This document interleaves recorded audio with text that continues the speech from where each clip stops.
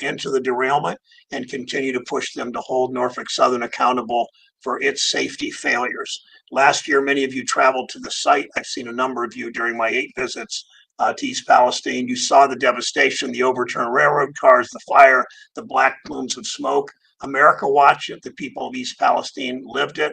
Their lives were turned upside down overnight. My job is to always fight for Ohio. When disaster struck, we got to work. We secured air, water, and soil testing. We got the Centers for Disease Control to support a free health clinic and initial health screening. We delivered site cleanup and investments to support local businesses. Over the last year, as I said, I visited East Palestine a number of times. Our staff is there even more often. Each time we ask residents what we can do. They want the contamination cleaned up completely. They want long-term monitoring of the air they breathe, the water they drink, whether it's wells or whether it's the city water system. They want screening to see if their health has been impacted, not just today and tomorrow, but 2 years, 3 years out. They want assurance they aren't going to be hit by a surprise tax bill this season. We heard from residents in one of my 8 visits there, or a couple of my visits, they could be taxed on the assistance they received from Norfolk Southern because of an outdated tax code. So we made sure the tax cut deal we're working that I've helped write to pass includes protection so residents are not taxed on that money. They want the support and the compensation that they are owed. But they also don't want this derailment to define them. I don't want that either. I don't want any community in Ohio or around the country to have to deal with a disaster like this ever again. Make no mistake, this derailment was preventable. The train barreled past sensors that raised the alarms, but Norfolk Southern didn't tell the crew to stop. Norfolk Southern, over several years before this, laid off a third of their workforce. Now they're trying to take even more crew members off trains that can be long and carry dangerous chemicals. The company is known to rush safety inspections that can help spare communities from disaster. Why did they lay off these workers? And why was public safety compromised? It's becoming increasingly the Wall Street business model. Cut costs to boost your stock prices, cash out millions in executive bonuses, dole out eye-popping stock buybacks. The people of East Palestine be damned. That's what happened. That's why Senator Vance and I teamed up to introduce the Bipartisan Rail Safety Act to hold the big rail companies accountable and to stop a disaster like this from ever happening again. I spent last year advocating for rail safety across Ohio in cities and towns that have been impacted by these derailments. It's not just East Palestine. They obviously had the most damage. It's Steubenville, not far from north from there. Sandusky, straight north of where I grew up on Lake Erie. Springfield, Ravenna, Massillon, more, all had Norfolk Southern derailments within a year of the East Palestine crash. These communities and all Ohio towns with railroad tracks, Connie and I lived less than a quarter mile from one, or why we must get this common sense bill across the finish line. After derailments in Sandusky and Springfield, Norfolk Southern refused to pay what they owe. When local leaders came to us, we demanded Norfolk Southern make those payments immediately. Finally, they did. It's how I've approached this job. As I listen to the people I serve. As I've told the people of East Palestine, I keep telling them, I'm here for the long haul. I'll always fight for the people of this community. I'll always fight to hold Norfolk Southern accountable, and I'll always fight to make our railways safer. So, Councilwoman, speak if you would. Thanks for joining us. We appreciate all of the support that we've received. Unfortunately, it's going to continue to support to restore the community. The community at large is interested not only in restoring the village, we're interested in progressing and moving the village forward. We think that our children and residents deserve that opportunity. There's been a lot of press given to naysayers and people who are upset with the various subsets and subgroups, but the majority of people in this community, and it is the majority, are very much interested in how do we build back our community? How do we build it back even better? I grew up here, went to school here, taught school here. This is a wonderful place to bring up your family. It was, and it still is. The accident happened. We acknowledge it, but we're not ready to clothe ourselves in sackcloth and ashes. We're going to move forward with our lives. And we're working with various agencies to make improvements in people's lives economically and educationally to move us forward. Thank you. Thanks very much, Councilwoman. Chris Page, CEO of Threshold Residential Services. Mr. Page. Yes, so we're extremely thankful for our partners from across the state, who reached out to us in the days and weeks that followed just to make sure the individuals that we serve are okay. Really for us, the biggest struggle has been a workforce perspective. So we look at about 7 months after the derailment before we were able to onboard new staff to care for our folks. So extremely appreciative of our staff, especially the long-term employees who stood by us and seemed to handle crisis very well. But it really proved how crucial that role is for direct support professionals to developmentally disabled adults. And we're caring for some of the most medically fragile people in East Palestine. And I believe that's the same for other providers who are in the same line of work that we are. So it has been several months now since I've heard any concerns from our workforce about whether it's safe or not. And we really look at this disaster as an opportunity that East Palestine hasn't ever had. So let's capitalize on this opportunity to be a better community, be a better village than we've ever been. And we're going to try to remain positive and resilient to the best of our abilities. Thank you, Mr. Page. Question, just identify yourselves, please, and your affiliation, and go from there. Thanks. Thanks, Senator. And First, we're going to go to direct your question to one or all three of us, whatever, please. Craig McKee with WCPO Cincinnati. Craig? Senator, thank you so much for giving us some time, as well as council members from East Palestine. Senator, you talk about the Railway Safety Act, and while there was a ton of push, ton of headlines, anytime there's an incident like this, everyone wants to get involved and make action happen. But here we sit coming up on the anniversary of the incident, and this bill is essentially stagnant. We know the government obviously doesn't work as quickly as we would like it to work. What would you say to folks in East Palestine as to why this bill hasn't crossed the finish line yet, and we're still waiting for further action? Well, this is why, thanks for the question. This is why people hate Washington, that this should have been acted on before. I'm pushing hard Senator Schumer, the majority leader, Senator McConnell, the Republican leader, to get both of them to schedule this in the floor.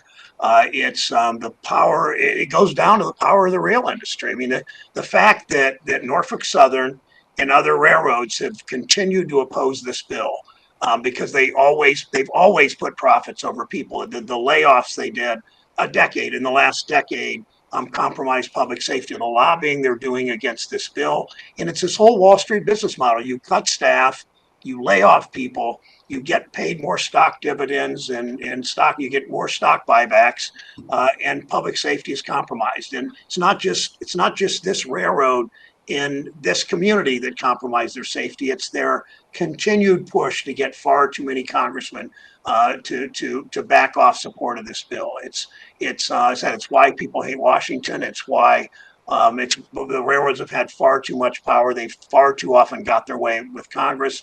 I'm not giving up. I fought for a pension for workers who lost their pensions because of Wall Street for 5-6 years. We finally won on that. People's pensions are restored. I don't give up easy. I'm not giving up on this. Thanks, Craig.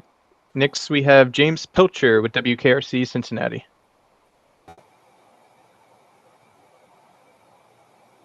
Good morning, Senator. Thanks again. Follow up on that other question. There have been reports that you said you're trying to schedule with both the majority and minority leaders, but there have been reports that the minority leader, Mitch McConnell, is directly opposed to this for two reasons. One, you're obviously up for re-election and it would be a feather in your cap. And two, he's opposed to it because he says it would add more union jobs. Have you heard that? And is that one of the reasons that you think it's being held up? And if it does go to the floor, do you think you have the 60 votes necessary to take it to a full vote? Thank you. I have no idea what Senator McConnell's reasons for speaking on this bill. My job is to get the politics out of this. We will get the 60 votes. My job is to get the politics out of this. We know what we have to do. We know the power of the railroads. For instance, the railroads are insisting. Our bill has a requirement of a 2-person crew. These trains, 150 train cars in East Palestine, over 200 in the Springfield derailment, and hundreds of cars in these trains. Yet the railroads are insisting they only need 1 person to drive these trains. I mean, you wouldn't get on an airplane with only 1 pilot. You'd insist on two pilots, a co-pilot. The same with these trains, and the railroads continue to fight this. This isn't a union issue. It's not a politics issue. It's a public safety issue. And we know that the railroads over and over put profits over people. And we will insist on this. We will get the votes. We need it scheduled on the floor, no matter what Senator McConnell or anyone else thinks. Thanks, James. Next, we'll go to KJ Hawkins with WDTN Dayton. Hi. I feel like you already kind of answered this question, Senator, but I'll still ask it. So moving forward, what do you feel like the relationship East Palestine, what type of relationship will East Palestine have with Norfolk Southern going forward? Because there's still, a need for trains to come through there. So what will this relationship look like moving forward? It's up to Norfolk Southern to begin to to deal with this the way it should. My job is to listen. My job from the first of the 8 times I went there about a year ago, my job was to listen to people and to make sure to figure out what in fact needs to be done. That's how we wrote the rail safety bill. And my job is to help people restore their lives back to normal. And that means we delivered on a small business through the USDA, a small business loan program that's going to help small companies there. We're delivering on this tax bill so that residents of East Palestine aren't hit with this, with a tax bill they didn't expect, because Norfolk Southern essentially has reimbursed them for the damage done to their lives. My job will continue in my next trip to East Palestine in the next couple, 3, 4 weeks, not sure when yet. My job will be to continue to listen to people, see what they need, and deliver. If I can help them with, to your question, if I can help them with the relationship with Norfolk Southern, that's good, but ultimately I keep Norfolk Southern accountable. Back to James Pilcher's question, one of the things he's asked on some of these calls before is Norfolk Southern has essentially arrogantly just dissed local communities that have had problems with their rail lines and their bridges that they own in Butler County or in Cuyahoga County. And people's lives have been endangered, public safety issues, because the railroads haven't kept up with public safety and maintenance of their rail. Again, putting profits over public safety. Thank you. Sure. Thank you. Next, we have Jerry Raschuti with WKBN in Youngstown. Good afternoon, everyone. Thank you for doing this. Senator and Councilwoman May, if I could get your opinion. Senator, you mentioned something very interesting about the stigma of this wreck on East Palestine. You've been there 8 or 9 times. I've probably done more than 100 stories there just because this is our market. What would you do, number one, to kind of eliminate that stigma that hangs over this community?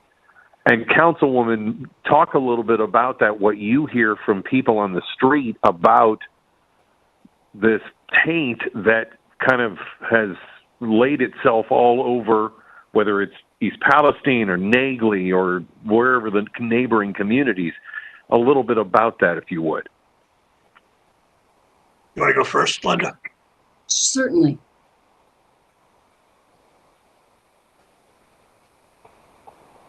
Oh, go ahead.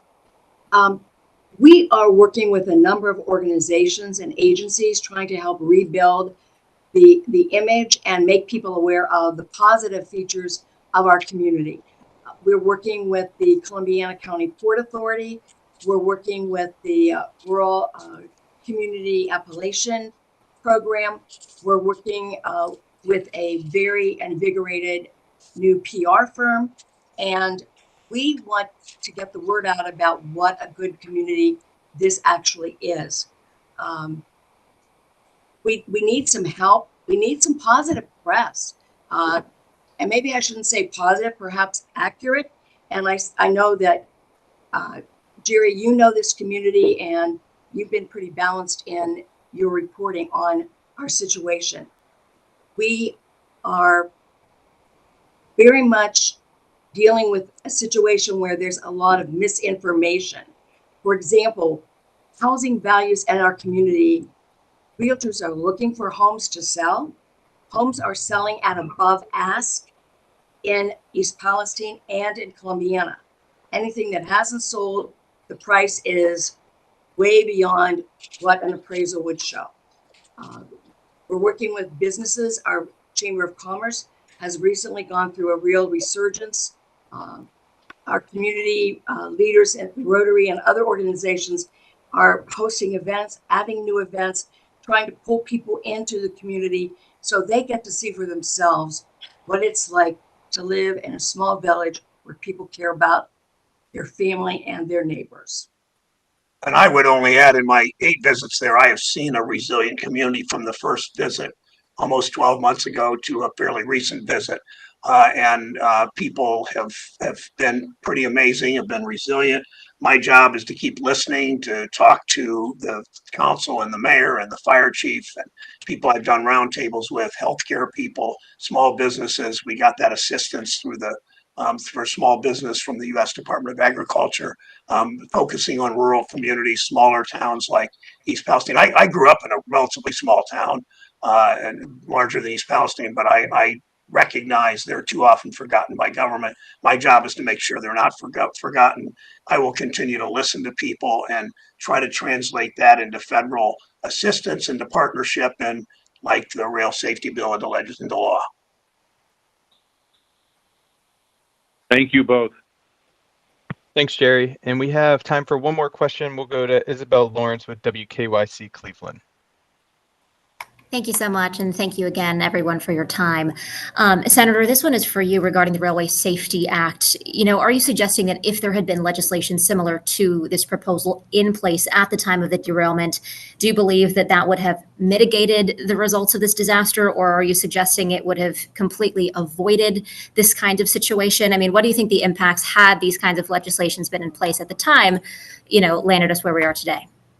I think there's no question that if that law had been in place, East Palestine wouldn't have suffered as much as they did in those months after the derailment. This trains frankly won't be safe until we pass the rail safety bill. And the fact that these rail CEOs who make more and more money putting profits over public safety continue to oppose this bill tells you everything you need to know. Maybe we never get rid of every derailment in the country, but certainly this would have made a huge difference in East Palestine, would have made a difference in Springfield. I talked to the sheriff in Clark County about a derailment right after it happened. She had to evacuate her home. She's taking care of her father, who I forget, she said, I believe he was in his 80s, but they had to flee because they didn't know what was in these rail cars. Turns out there weren't the dangerous chemicals like there were in East Palestine, but this was preventable. If the rail company had done what it should have, if we had a better federal law, if we had a CEO that didn't put profits over public safety, this wouldn't have happened. It was absolutely preventable.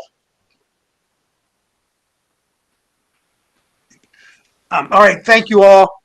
Chris, sorry you didn't get questions, but thanks for the work you do. Linda, thank you, and I'll see you the next trip into East Palestine. Thanks to all of you on the call. Really appreciate it. Thank you. Thanks, Senator. And if anyone on the call did not get to ask a question, feel free to reach out to us and we'd be happy to assist. Thanks all for joining, and that's the end of our call today.